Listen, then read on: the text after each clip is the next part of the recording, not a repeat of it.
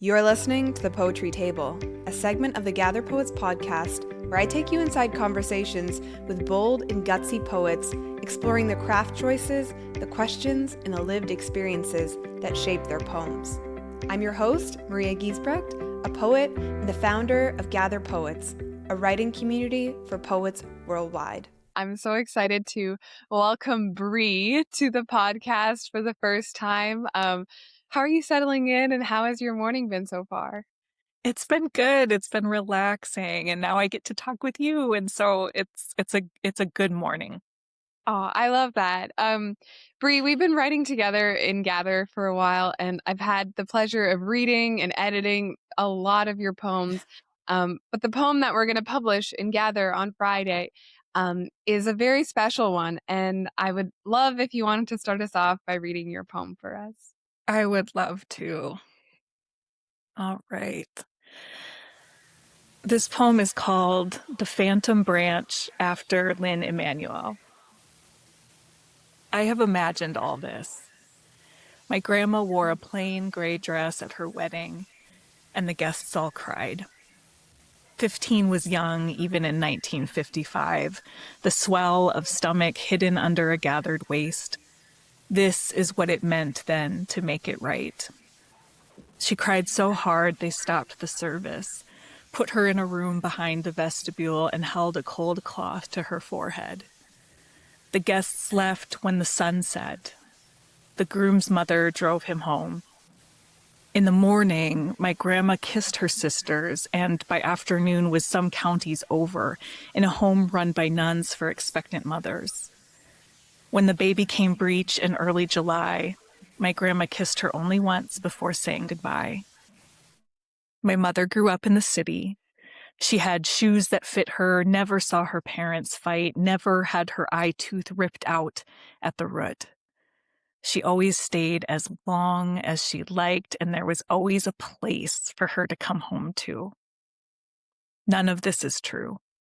I don't have any grandparents anymore, even the one who is still alive. But my mother still aches. Someday, someday, someday. Thank you so much, Bree. That was such a beautiful read of your poem.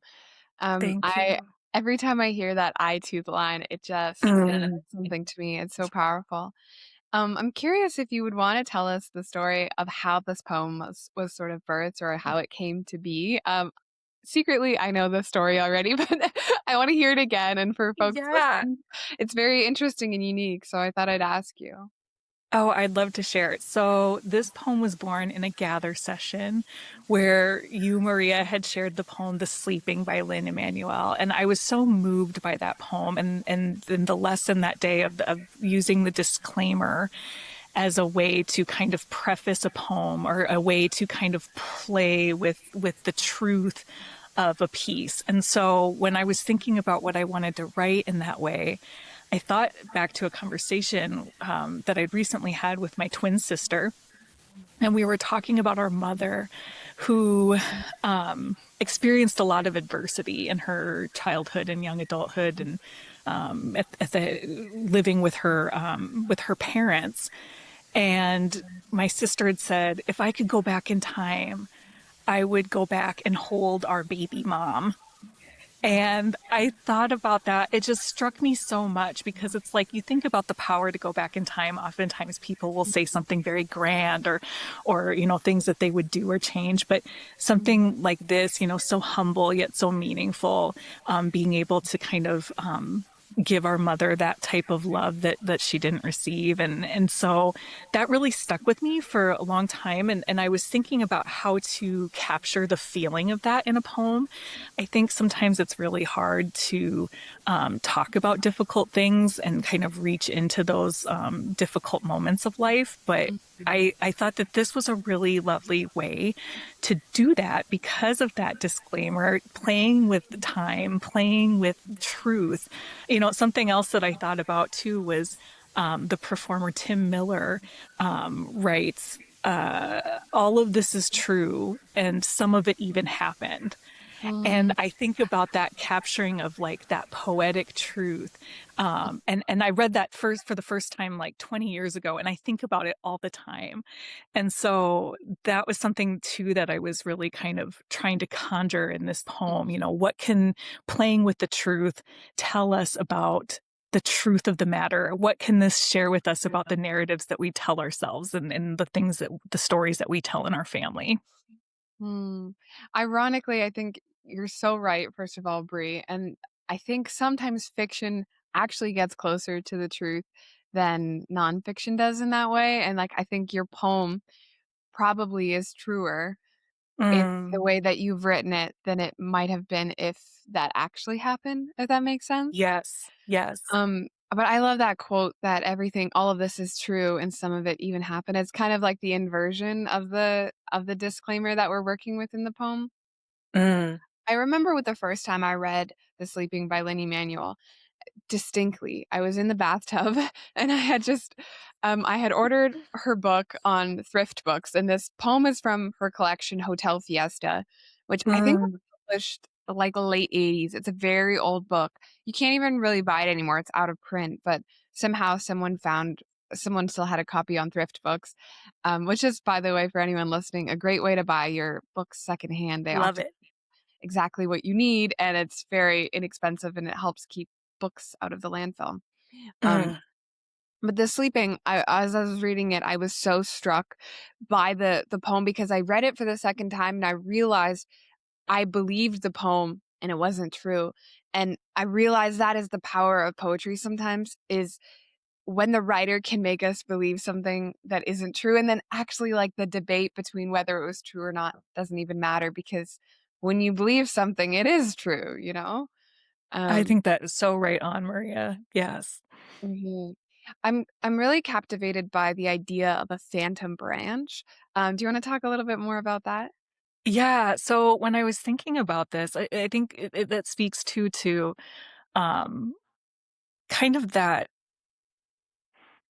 yearning in the piece. It's like what could have been. And so when I was thinking about titles, this came to me as thinking about a family tree and Mm, what would life have looked like if this phantom branch existed for my family? What would this have looked like if this existed for my mother? You know, I was listening to Chen Chen's book, audio book last night. Your emergency contact is having an emergency, and yeah. there's this beautiful poem in there. I think he's writing after Banu Kapil, but is talking about, you know, who is responsible for the suffering of your mother.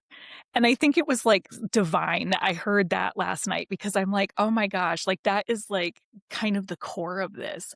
And what happens then? Like what happens when the person responsible for the suffering of your mother is someone in your family or someone that you grew up loving, someone that you still love?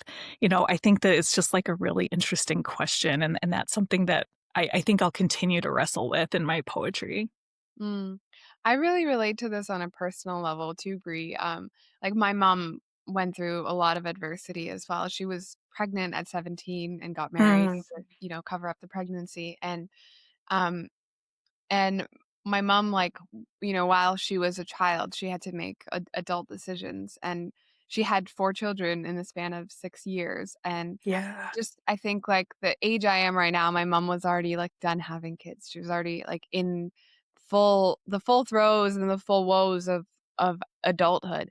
Um, and I think for and yeah, like, for many years, I had a resentment towards my mother because she made some choices that I would have considered, like, not loving. But I think as I am maturing and just my worldview is expanding and I'm able to hold another person's suffering a little bit better than I used to, and I relate to the idea of wanting to go back to my mom when she was 17 and just, like, give her a big hug, because, Yeah. like, I think when we can envision that, there's a part of ourselves that also gets what we need in that moment, I think. So yeah, I wanted to tell you that, Bree, that I just from a personal family level, Oh, I just really relate to your poem, and It Thank you struck for sharing that. really deep in me. Yeah. Yeah, I think that that's something that can be really empowering to think about, to like Mhm. hold that empathy and to kind of rewrite the story or see, have um that gift of empathy, I think is something that can really be very meaningful to us and can be very meaningful to the ones that we love too. Yeah, absolutely. And I love that you were able to explore something really personal and really like almost sensitive and but through the lens of something that didn't happen. And I even wonder if maybe that's a really good way to start writing about traumatic things, like things that we've gone through. And I know that you have your own story of how you came to poetry, Bree. And if Yes. you're comfortable sharing a little bit of how you found poetry through some events in your life and how the poem as a container has held that for you. Yes, thank you for asking that. It's been kind of a journey, but what brought me to poetry, what brought me to gather was about 3 years ago now, or coming up 3 years in the spring. I had a major motor vehicle accident and I suffer a brain injury in that accident that I've been healing from ever since. And Mhm. so before that, I worked with children and youth in my community for about 15 years, working with kids impacted by adversity and impacted by trauma. And so I think I hold a lot of that when I'm approaching a poem. I think that what we know about trauma is that oftentimes it can be difficult to talk about, and it Mm. can be difficult to talk about very directly. And so what I think about when I think about writing is a lot of just different access points that I would use when I was listening to kids talk about their trauma, when I think about my own trauma, when I think about the car accident and those types of things. And so when I'm writing about those things, I often think about it as writing from the periphery or having kind of a peripheral in. Mm. And that's something that was often a tool that I would use in my everyday work, but also, something that can help access something that's difficult to talk about in a way that feels good or feels a little bit safer. And so I think that this, in a way, this poem is a poem that's very peripheral. I think about the poet Joseph Fasano, who happens to be my mentor. I'm very lucky. And he talks about the bright light poem and the black hole poem and the poems where we are looking into the light of it. Sometimes we're able to do that. And if we are, that's great. But, for other instances or for other moments in our lives, sometimes we need to take that more peripheral, the black hole approach. Mhm. And it can be just as meaningful and it can be just as impactful for the poet and the reader, I think, to kind of have play with both of those things. And so that's something that I think about a lot. But I'm very grateful for poetry and kind of coming to poetry to, in a large part, help heal my brain. And I think Mhm. that it has been so wonderful to not only have the creative outlet and to be able to try and like put words to some of these things that are very difficult to talk about, that I feel like a lot of people may not understand or have been hard for me Mhm. to communicate. But also having the wonderful community of poets that has been just like a very healing thing. And so I'm forever grateful to be a gather poet. It's one of the best things. Aw. I'm so fascinated by what you were talking about. And we love to have you, Bree, by the way. I should Thank mention. you. It is nothing short of an absolute delight writing with you. And getting to meet you in Chicago last summer was Ah, also it was a so dream. It was such a perfect. dream. It was. I'm fascinated by your idea of the peripheral. Mhm. And it's interesting to me that the skills that you used in your work with talking with children who've experienced these things, like an entryway into talking about it through the peripheral, that those skills actually sort of transformed into your writing as well.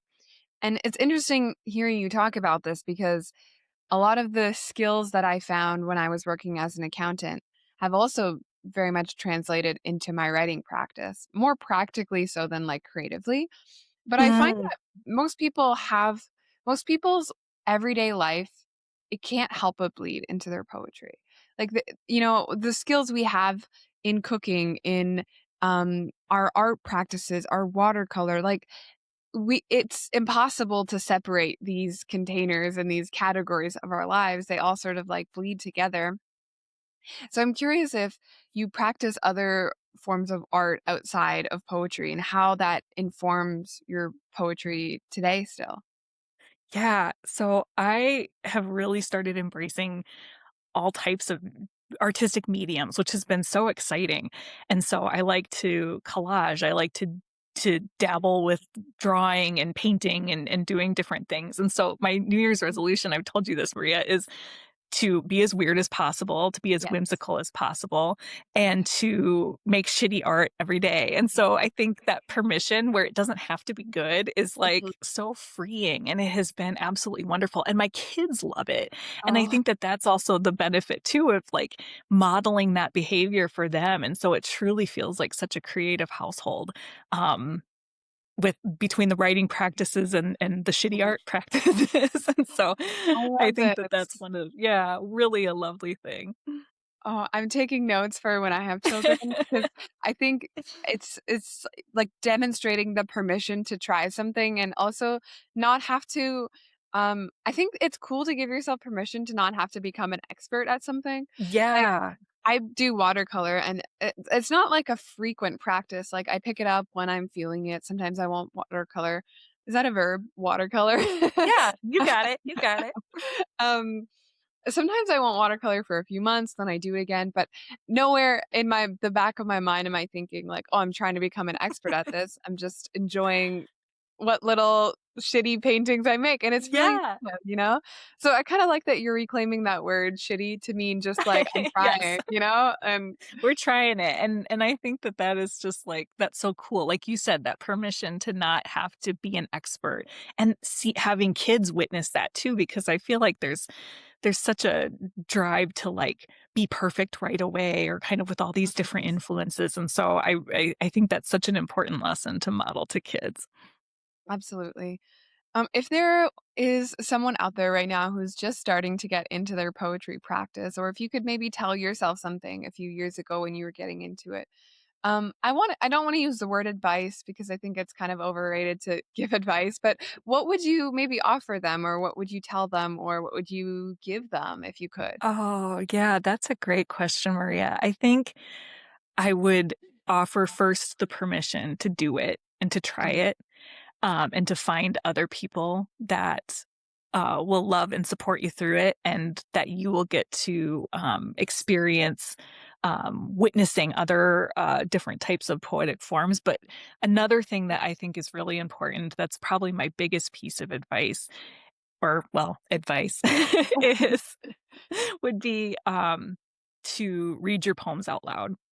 Mm. I think that that is, like, so important. It's so important to me as a poet to be able to hear if my Mhm. poem is singing back to me, and when it does, then you know it's right, then you know you can move forward with it, and so I think that hearing the music in a poem and being able to hear other people share their poetry in their own Yeah. voices is just, like to me, that's the one of the best things. Yeah, I agree with you 1000%. I think it's like, it's easily the quickest way to improve as a writer. Like, if you do Mm, nothing else except read your poems out loud, I think everyone who is creatively inclined has an ear for that sort of music, or that even if it's not formal at all, you're not sure what you're listening for. I think we know instinctively when something is feeling, like, good and exciting, and as you're reading it, sometimes I'm at a cafe when I write, and I will just be, like, mouthing my poem so that I'm not yes. distracted. Um, Oh, I love that. even that's exciting to me, like, when I'm writing and I'm mouthing my poem, like, I want it on my mouth, you know? I want it, Yes. like, it's exciting, and I think it's a good marker too for, I think poetry should excite us, and Yes. a good marker of a good poem is, like, when we physically feel excited, and so if you wanna just, like, read it out loud, I think is a good Yes. if you're drudging through it, then maybe the Maybe that's not the poem for today. Maybe you got to start a new one, you know? Maybe gotta go back to it. No, and I love it how you often say, Maria, when you're describing poetry or talking about poetry, when it is delicious. And I think that that's something too. You feel it, like you feel that when you're saying it out loud. You hear it in your words. You can tell when something is truly delicious. And I love it when you describe poems like that. Well, this month in Gather, we're talking about food, and I feel every poem we've heard so far has been like, I just want to eat it. I want to have it for dinner, you know? Yes. Oh, it's been such a treat to hear the poems this month. There's just so many good ones. So good. Well, Bree, it has been so lovely chatting a little bit with you about your writing process and how you think about poetry. Um, if friends and folks listening would love to read some of your poems or connect with you online, where's the best place they can find you? Yeah, so you can find me on Instagram at breestaton.writes. And also have some pieces coming out soon in Past Petals, which is South Dakota Literary Magazine. I'm from South Dakota, and so I'm very excited about this. And then also with The Fiddlehead. Oh my goodness, I love the fiddlehead. That's amazing. Yes. Congratulations. Yeah, this summer. So, yeah. Wow. Well, I want to just thank you so much for coming on. And for anyone listening right now, please do connect with Bree's work. Her poetry is fantastic. And also, if you are looking to see the poem that she read earlier in publication, we will be publishing the Phantom Branch on Friday, both on our Instagram at Gather Poets and on our Substack as well. And this full conversation will be linked there as well. So thank you so much, Bree. Thanks, Maria. It's been such a pleasure. Thank you for joining us for this episode of the Poetry Table. If you're curious about Gather, feel free to find us on Instagram at Gather Poets, and we look forward to connecting.